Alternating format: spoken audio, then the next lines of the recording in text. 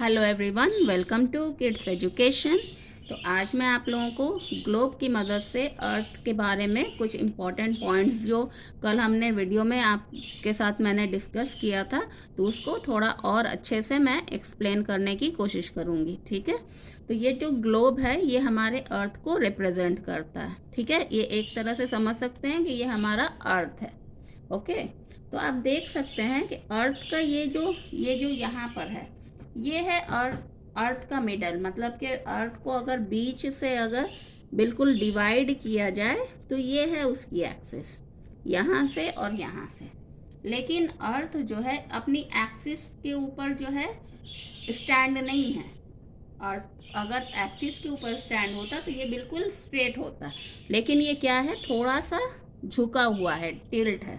देख सकते हैं आप। तो अर्थ की एक्सिस जो है वो अपनी एक्सिस के ऊपर टिल्ट है, झुका हुआ है एक तरफ में। और ये कितने डिग्री के एंगल में झुका हुआ है? 23.5 डिग्री के एंगल में झुका हुआ है। ठीक है, तो अगर आपसे क्वेश्चन होगा कि अर्थ की एक्सिस कितने डिग्री टिल्ट है, तो आप क्या बताएंगे? 23.5 डिग्री टिल्ट है अर्थ की एक्सिस। ओके, तो आपको अभी एक्सिस इसको देखकर आपको समझ में आ गया होगा कि किस तरह से अर्थ जो है पूरा स्ट्रेट नहीं है, एक तरफ से झुका हुआ है। अब इसके बाद ये हमारा हो गया नॉर्दर्न हेमिस्फेयर और ये हमारा हो गया सदर्न हेमिस्फेयर। तो कल मैंने आपसे डिस्कस किया था कि नॉर्दर्न हेमिस्फेयर और सदर्न हेमिस्फेयर को हम कैसे डिवाइड करते हैं। तो ये बीच में आपको एक लाइन दिख रही है, ये ब्लू कलर की, इसको कहते हैं इक्वेटर। क्या कहते हैं इसको? इक्वेटर कहते हैं। और ये अर्थ को दो अलग अलग पार्ट्स में डिवाइड कर देता है। कौन कौन से पार्ट्स में डिवाइड करता है? नॉर्दर्न हेमिस्फेयर, जो ऊपर है वो नॉर्दर्न हेमिस्फेयर हुआ, और जो नीचे है वो क्या हो गया? सदर्न हेमिस्फेयर हो गया। ठीक है, और ये नॉर्दर्न हेमिस्फेयर जो है ये हमारा ये पूरा पार्ट जो है नॉर्दर्न हेमिस्फेयर में आता है, और जो डाउन वाला पार्ट है वो सदर्न हेमिस्फेयर में आता है। तो जैसा कि मैंने रेवोल्यूशन के टाइम में आपको बताया था कि जब अर्थ जो है ऑर्बिट करता है सन के चारों तरफ, तो क्या होता है कि जब नॉर्दर्न हेमिस्फेयर वाला पार्ट जो है सन के तरफ होता है, सन की तरफ इसका पॉइंट होता है, तो क्या होता है, यहाँ पर समर हो जाता है। और नीचे वाला जो पार्ट है, क्योंकि सन की रोशनी यहाँ पर डायरेक्ट नहीं आती है, तो यहाँ पर क्या हो जाता है, विंटर सीजन हो जाता है।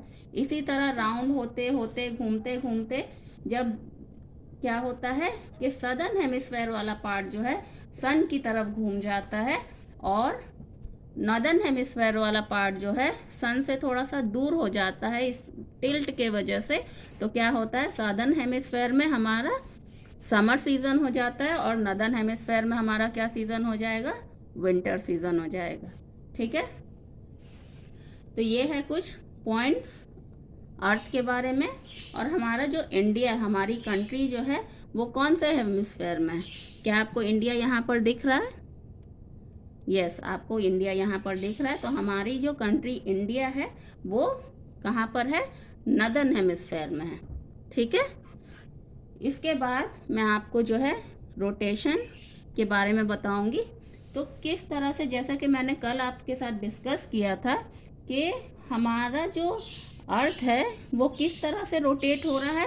वेस्ट टू ईस्ट रोटेट हो रहा है। किस तरह से रोटेट हो रहा है? West to east. तो ये है इसका वेस्ट और ये है इसका ईस्ट। अब ये ईस्ट से, सॉरी, वेस्ट से जो है ये घूमना शुरू हुआ, इस तरह से ये रोटेट कर रहा। ठीक है, अब मान लेते हैं कि सन जो है उधर है। यहाँ पर आपको सन को शो करके दिखाया भी जाएगा। उधर से दिखाओ बेटा।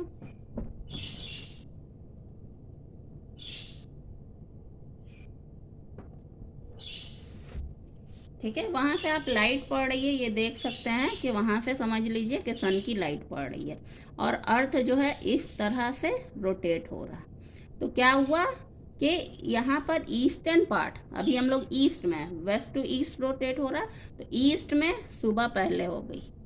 क्या हुआ? सन पहले निकला, क्योंकि पहले ईस्ट वाला पार्ट जो है सन के सामने आया।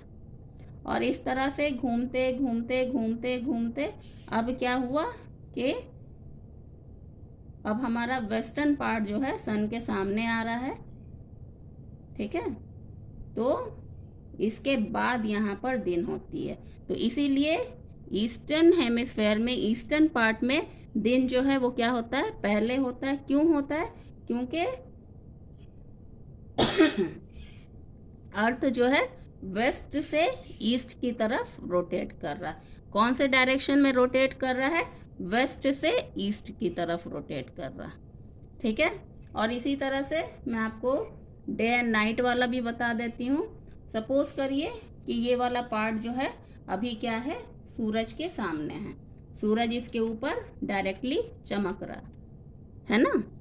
इसके बाद क्या होगा कि यहाँ पर आपको रोशनी दिख रही है, इस पार्ट में आपको रोशनी दिख रही है,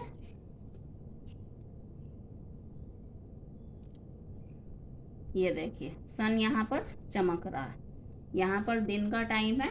और इसके ऑपोजिट साइड में क्या है कि सन की लाइट जो है नहीं जा रही, तो यहाँ पर हम क्या फेस करेंगे, यहाँ पर अभी रात हो रही है, ठीक है।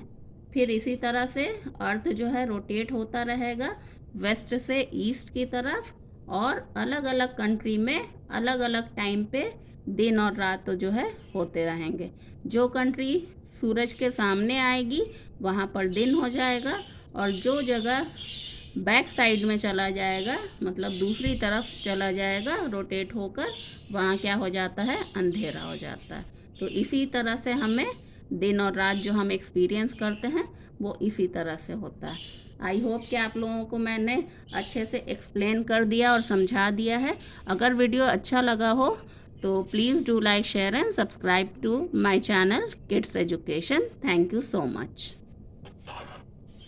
Thank you.